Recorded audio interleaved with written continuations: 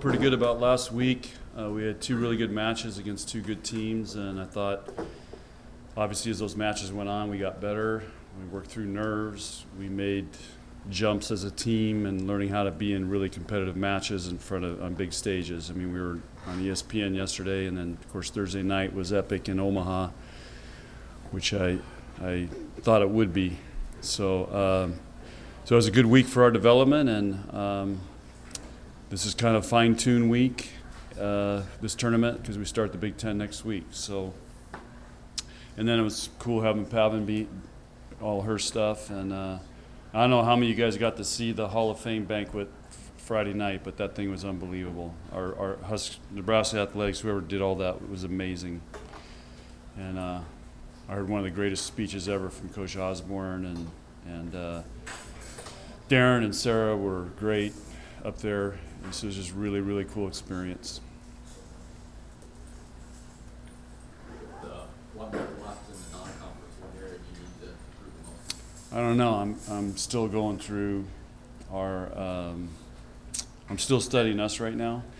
The one area that I want to be at a higher level for sure is passing. So Iowa State stressed us yesterday. Creighton stressed us. So we've got to. I mean, I've got young passers back there, but we've got to pass better. I know that. That's one area. The good news is defensively, we only one team's at above 200 on us. So defensively, we were doing a really nice job, and that was Creighton hit 207. If you take out game one for Creighton and probably game two, they're way below 200. So defensively, we're doing a nice job. We're serving, blocking, and digging, but we got to pass better. So we can hit for a higher percentage and not have nickel and bump setting all over the court. At the start of the year, you said fans were going to see this team probably play a lot of wild matches. Was the Creighton match an example of Yeah, that? yeah. What exactly do you mean by wild?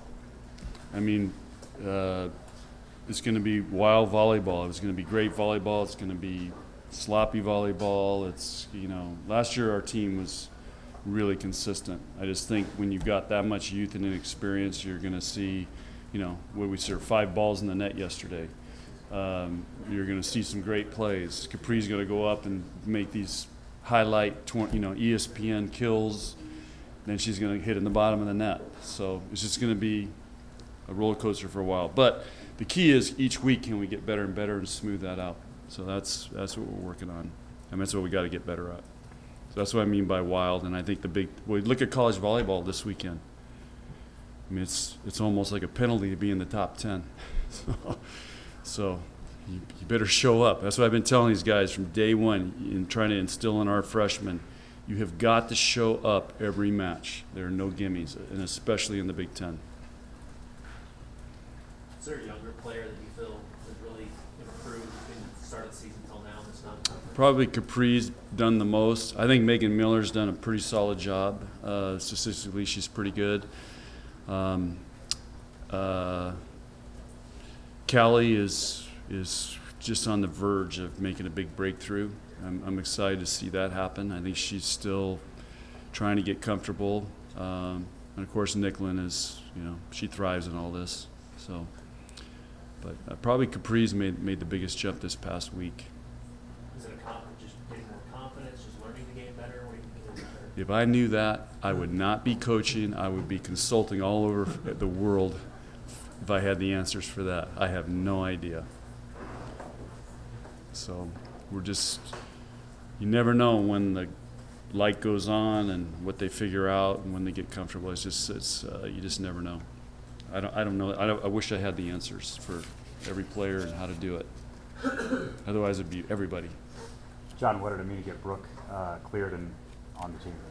Yeah, I just think first of all, we got rid of the distraction of can she play, can she not play, is she going to get released, is she not going to get released? So that was a kind of a dark cloud hanging over our team. And then but Brooke's been doing a great job. And then once she finally got released, I think it's like, okay, here's one of our senior player who brings great energy, is all about the team, and now she feels like, okay, I have value now, as opposed to I can't play. So I think emotionally and for our team and energy-wise, that was big.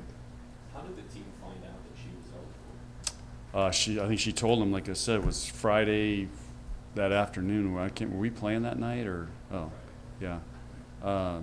We were playing. Oh, we played Thursday at Creighton. Yeah. Okay. So is that? Yeah, that's when we found out. So I think she told the team, and so they all knew right before practice, or I can't remember if it was before or after practice. What's the biggest adjustment that a young middle coming into college has to make as far as attacking goes? Like, what does Callie have to learn how to do different? She has to trust her athleticism, get used to the sets, and play with less fear. You know, there's big blocks over there. You know, high school she can get away with it. Club she can get away with it. Now there's players as big as physical as she is. So she just got to understand. And you know, we put her in those situations. In practice, she's been doing great. She's got to transfer that in the game. That's why I think she's on the verge of.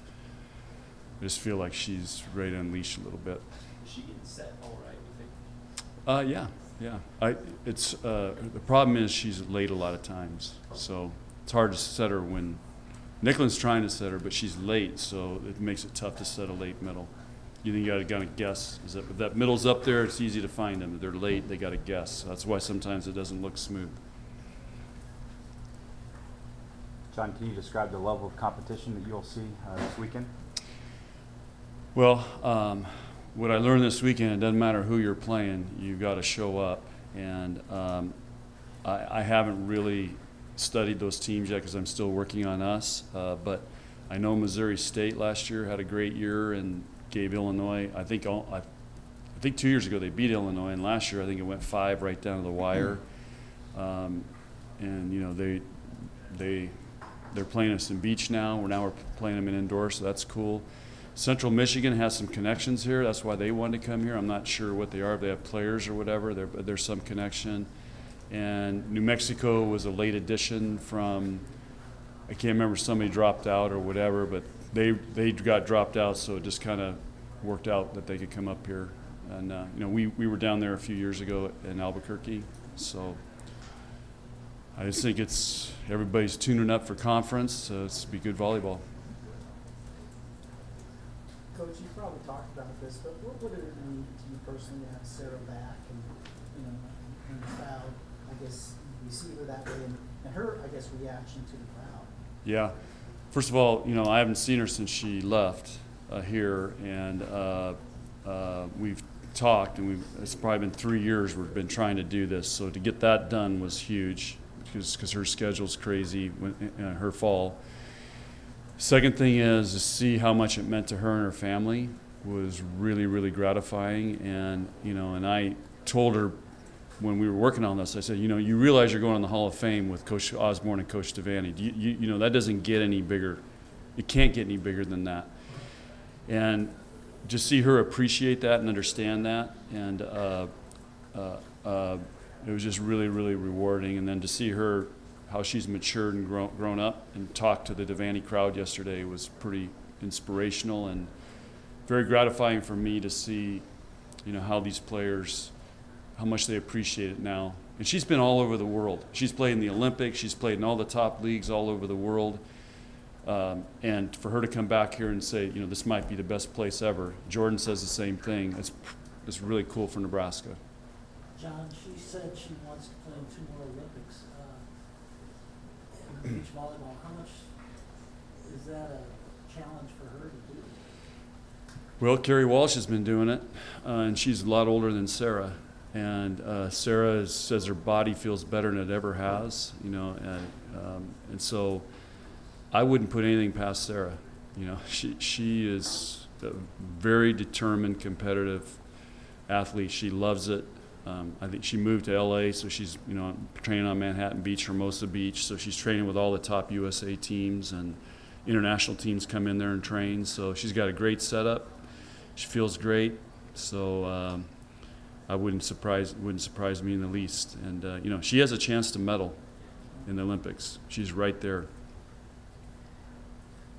Anything new on the Lexi timetable? We'll just keep cranking it up. So she went through her first trash can on Saturday, and So we'll see. You know, she went through warm-ups yesterday, so this week we'll push it more and see where she's at.